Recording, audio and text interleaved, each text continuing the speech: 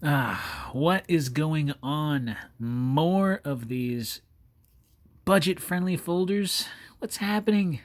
Anyways, got one for you guys today. Today is a Kershaw knife. I like Kershaw. I do.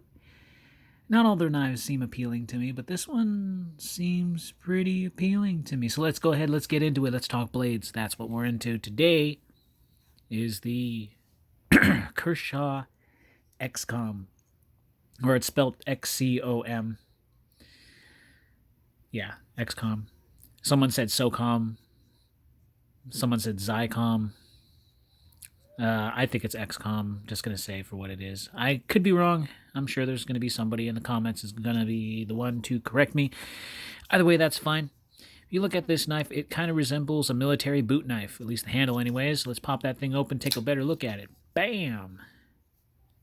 Tactical, yeah? At least in my book, it's actually really nice. I enjoy the look of this knife very much. It's very aesthetically pleasing.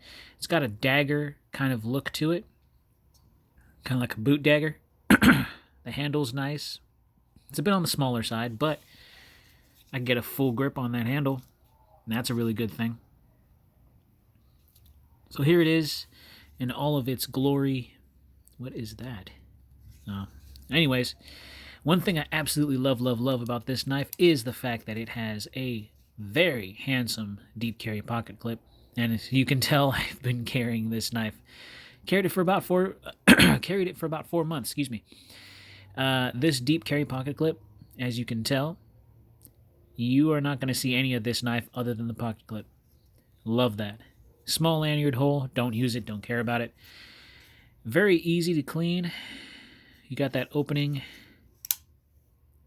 and you got this opening, and you got that opening. So it's pretty easy. Just go in there and clean it without having to take the knife apart at least. I think it runs on I think it's Teflon washers. Kind of a plastic washer. At least. It's in there. I can see the white. Sorry if I'm clearing my throat a little bit. I'm trying to get corn kernel out of my throat. Love those things, right? The only thing that's downer on this knife, after carrying it for so long, it ended up losing the sharpness of the blade. This 8CR13 MOV steel, I'm not a huge fan of it. I mean, it doesn't make me or break me. I mean, blade steel is blade steel, but the edge retention on this thing was not that great. And I'm not entirely sure why.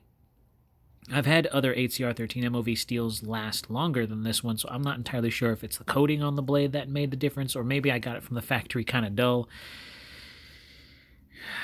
I mean, I'm running my thumb on it. I'm not putting any pressure. There's still an edge. It's just not as sharp as I would like it to be. I'm running my thumb across it right now. Now, if I put adequate pressure, I'm sure I'd cut myself. It wouldn't be a clean cut, but I'm touching, and I never do this with my knives. I never touch the actual blade, and I never run my finger across it like this. I'm pushing it, and I'm not cut. So it's a little bit on the dull side for me. It will still cut, putting pressure on and you know, it'll still cut. But it's the only downer on this knife that I don't like carrying it because of the blade steel. It kind of sucks. So let's go ahead and get into the specs. That was just my personal opinion on the knife, on the matter. I really do enjoy the aesthetics of this knife. It's very pleasing. I don't know why that is, but here we go. Sorry. So it comes in at a 4. Oh. Okay, that was weird. Comes in at a 4.08 ounces on the weight. So, yeah, just a little bit under 5 ounces, which is fine. Blade length on this bad boy, we'll go ahead and get into that. So we're looking at a 3.5 inch cutting edge with an overall, 8 inches. And on the handle, you are looking at a 4 3/8 inches on the handle. The width of things, let's see, blade at a 3.5, handle is at a 13.5 millimeters. Now, how do I feel about that? I don't feel too bad about it. I don't. Do I feel good about it? I guess that all really depends.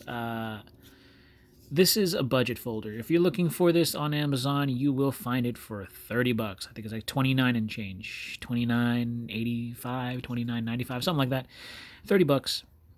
That's without shipping and, tax and all that. I was cutting cardboard with it. I think I was breaking down cardboard with it. And after like the 5th or 6th run through, I started feeling like it was kind of lagging on the cuts. It wasn't as smooth. That could be due to this. I want to sharpen this knife, but I also want to be careful with the finish. I don't want to ruin the finish due to sharpening. I actually really do like the look of this knife. It's really, really nice. Really, really is. So if I'm going to do a size comparison, I'm going to bust out whatever I got in my pocket. And yes, I still carry right now the Benchmade Fact. I really like it. I think it's good for at least my EDC needs for right now anyways, until I change my mind later on, because I have so many. So here it is up against there. And you can tell that the Fact is much longer in handle and blade than the XCOM. That's fine. Is to be expected. Another thing to keep in mind when having this blade in your pocket, it does look very Marshall statish. If you decide to pull this out of your pocket, it's not going to be a really friendly looking knife. People are going to see that as kind of like combative type deal. At least when I pulled this out of my pocket to open up something, somebody kind of just raised an eyebrow, and I kind of looked at him and I was like, yo, bro, it's just a regular folding knife. But in its size, it still has a pretty intimidating look, I guess, is what my point I'm trying to make. Another problem that I have with this knife that also does not make me feel too enticed to carry it. If you start from the handle and you look all the way up, you can tell that the blade seems to be off. Can you see that? Start again. Start from the bottom, go to the top. You see that? The blade is leaning more this way. I mean, that's good for cutting, sure. But it's not straight. If it were straight, it'd be just a little bit this way, or at least a little bit straighter, coming from, because you could just see it. I'm going to go straight down again from the handle all the way, and you can tell that this handle doesn't exactly line up with that. Now, it could be, an optical illusion. It could actually be straight, and maybe I'm just looking at it weird. But if I turn it this way, and I do the same thing, go from the bottom all the way to the top, you can tell it's leaning more towards the cutting side. Now, is that a bad thing? I don't think so. It could just be that this particular one came off of the assembly line in that way. Or maybe it was designed to be a little bit more forward cutting. I'm not entirely sure. Either way, it's not bad for the price. $30, and it still looks heck of attractive, at least, aesthetically anyways. Blade steel could be a little bit better. The sharpness on this blade was, from what I understood, it was really good when I got it, but I don't know, maybe I got one that was a little off. Handle on this thing is fantastic. It's a very comfortable grip, and I can tell you right now, in forward and reversed, and even in saber grip, it's all comfortable. One thing that I have found a little bit useless is these little jimping panels right here. You can see it's actually in the steel frame. I don't feel those. When I'm in the saber grip right here, I don't feel those up against my thumb. I feel them when I acknowledge it. Like, yeah, they're there. But if you're using this thing, you can barely notice that. I think that's a little useless on this knife. But hey, it's a $30 knife. How much more are you going to complain, Good things about this knife: deep carry pocket clip. You got the black coating on there. I don't know if it's meant to be non-reflective, but judging from the light that's coming from my camera, it's pretty reflective. But it still gives a nice appeal to it. It's a very utility useful knife, in my opinion. I don't know if I'd use this for self-defense, but hey, because of that dagger style on there, I'm pretty sure you could if you really had nothing else and it was the last resort and you had this in your pocket and you bust it out for a little couple swipey and stabby, assuming that you're being attacked by something that you cannot outrun. then I would only hope and pray that you wouldn't have to. Anyways, that's my review on the Kershaw XCOM.